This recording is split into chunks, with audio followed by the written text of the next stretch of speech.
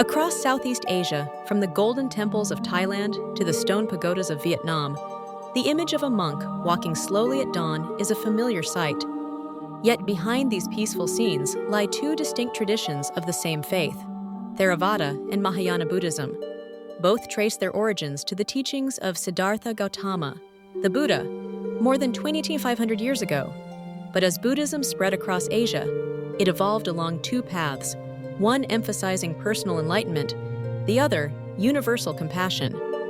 And nowhere did these two great traditions meet, merge, and transform each other as profoundly as they did in ancient Southeast Asia, a crossroads of civilizations where religion became both a spiritual force and a foundation of culture and power. Part 1. Origins and Roots of Spread. After the Buddha's passing, his teachings, preserved first by word of mouth, began to take different forms as they spread. Theravada Buddhism, meaning the teaching of the elders, sought to preserve the earliest doctrine in the Pali language. It emphasized strict monastic discipline, meditation, and individual liberation through wisdom and moral conduct. From India, it traveled south to Sri Lanka, and from there across the sea and land routes into Burma, Myanmar, Thailand, Laos, and Cambodia. Monks in saffron robes, walking barefoot with alms bowls at sunrise, became the enduring image of this tradition, one of humility, mindfulness, and serenity. Meanwhile, Mahayana Buddhism, or the Great Vehicle, emerged in northern India around the 1st century BCE. It reimagined the Buddhist path as a collective journey where enlightenment was not just for monks, but for all beings. It celebrated the compassion of bodhisattvas, beings who postpone their own liberation to help others. This northern tradition spread through the Silk Road into China, and from there to Vietnam, Champa, and the islands of the Indonesian archipelago. Part 2. Buddhism in ancient Southeast Asia. From the 1st to the 13th centuries CE, Southeast Asia became a mosaic of kingdoms where Buddhism shaped not only faith, but also political ideology, art, and statecraft. In Pagan, Myanmar, Sukhothai, Thailand, and post-Angkor Cambodia, Theravada Buddhism grew to dominate royal life. Kings saw themselves as Dhammaraja, righteous rulers who governed according to Buddhist law.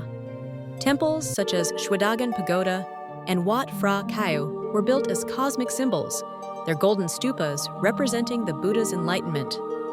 The Pali Canon became the core of education, and meditation was viewed as both a religious and social discipline. Meanwhile, in Vietnam and Champa, Mahayana Buddhism flourished under a different light. In Dai Viet, during the Lai and Tran dynasties, the faith intertwined with Confucian and Taoist ideas, shaping a unique philosophy of governance.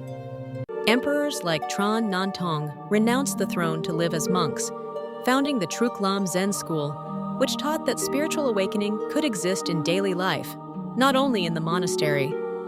In Champa, Mahayana Buddhism blended with Hinduism, giving rise to temples such as Mai Sun and Dong Duong, where images of the Buddha stood beside carvings of Shiva and Vishnu.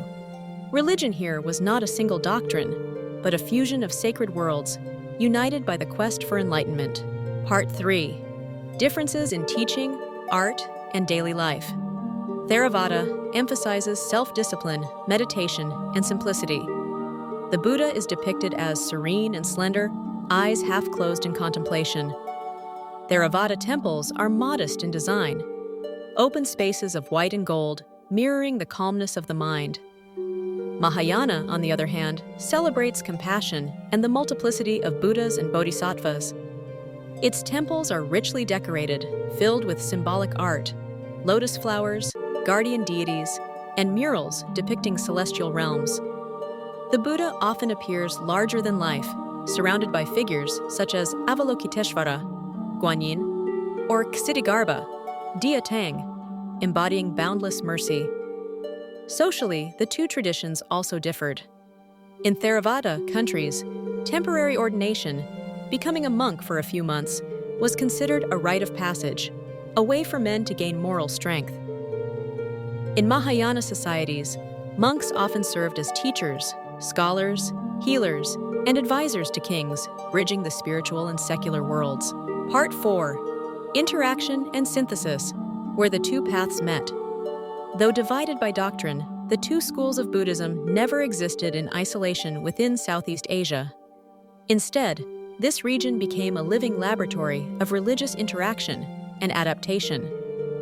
Along the Mekong Delta, once home to the kingdoms of Funan and Chenla, archaeologists have uncovered statues showing remarkable fusion.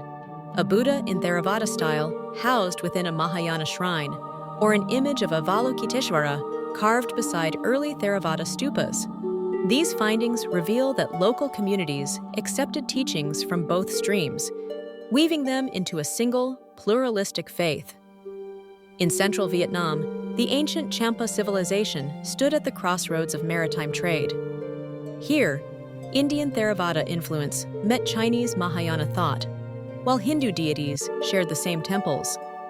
The result was an art and belief system that defied rigid classification, part Buddhist, part Hindu, entirely Cham. Even in later centuries, when Theravada became the dominant faith of Thailand and Cambodia, echoes of Mahayana compassion survived in rituals, festivals, and local legends. Conversely, in Vietnam, Mahayana temples incorporated Theravada practices, chanting Pali verses, practicing Vipassana meditation, and emphasizing moral discipline. Ancient Southeast Asia, therefore, never chose between North and South. It absorbed both, creating a uniquely regional Buddhism, one that valued both wisdom and compassion, both detachment and devotion. Here, religion was not a border but a bridge, a shared language of peace across diverse cultures.